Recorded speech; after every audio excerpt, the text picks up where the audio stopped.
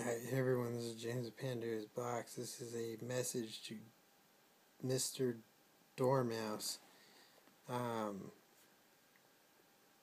try to leave the citation at the bottom, but it's from Irenaeus book 5 is where we're going to find it. That's where a lot of his stuff on Antichrist is, book 5 Against Heresies. Let's see.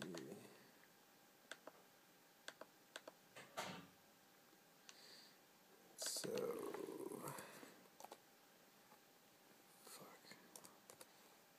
contacts are drying out here. It says, "It is therefore more certain and less hazardous to await the fulfillment of the prophecy than in making surmises and casting about for names that may present themselves, inasmuch as many names can be found possessing the number mentioned. And the same question will after all remain unsolved, for if there are many names found possessing this number, it will be asked which among them shall the coming man bear. It is not through a want of names containing the number of that name that I say this, but on account of the fear of God and zeal for the truth. For the name Evanthus contains the required number, but I make no allegation regarding it. Then also Latinos has the number 666. It is a very probable solution, this being the name of the last kingdom of the foreseen by Daniel, for the Latins are they who at present bear rule. I will not, however, make any boast over this coincidence. Titan, too, the first syllable being written with the two Greek vowels E and I, among all the names which are found among us, is rather worthy of credit, for as in itself the predicted number, and is composed of 6 letters, each syllable containing 3 letters, and the word itself is ancient, removed from ordinary use, for among our kings we find none bearing this name Titan, nor have any of the idols which are worshipped in public among the Greeks and barbarians this appellation. Among many persons this name is accounted divine, so that even the sun is termed Titan by those who do now possess the rule. This word too contains a certain outward appearance of vengeance, and one inflicting merited punishment, because the Antichrist pretends that he vindicates the oppressed, and besides this it is an ancient name, one worthy of credit, of royal dignity, and still further a name belonging to a tyrant.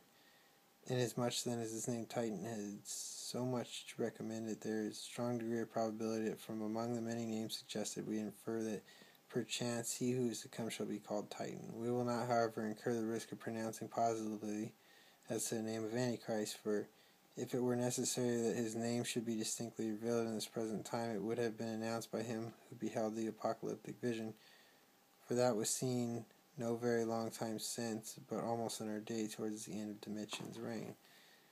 The problem is that Revelation never talks about Antichrist. Neither did 2 Thessalonians. This shows that they not only didn't have the Gnosis, they didn't have the apostolic tradition or succession, because if they did, well, they'd know what the number meant. The number, if it's by John, could refer to John 666. Now, at that time, it probably couldn't, because they didn't have the Eusebian numbering system yet. But, I mean, you could use that now, and you could say, well, it applies to Catholics who believe in transubstantiation. I mean, you can come up with all kinds of ridiculous shit. The idea of narrow, that doesn't happen until, like, the late 3rd century.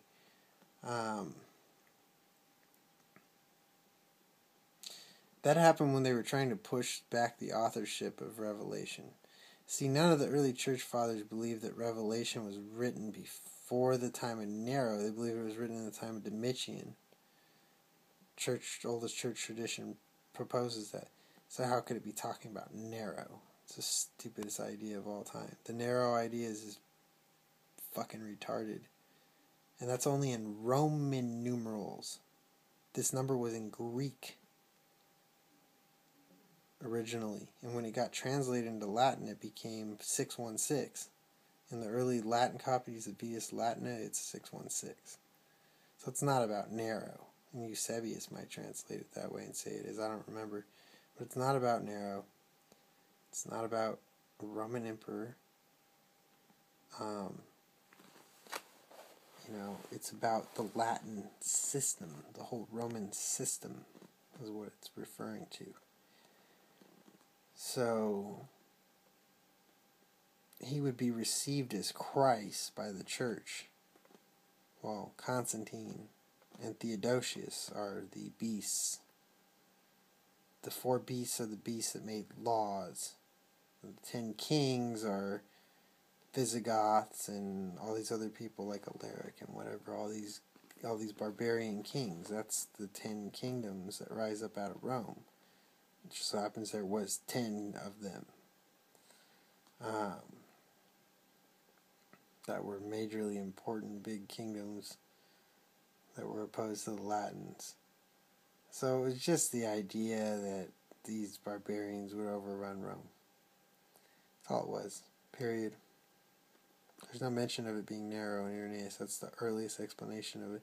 He doesn't even know what it means. He's not far off the mark saying it's the Latins. But this idea that the apocalypse is written by John is sheer baloney.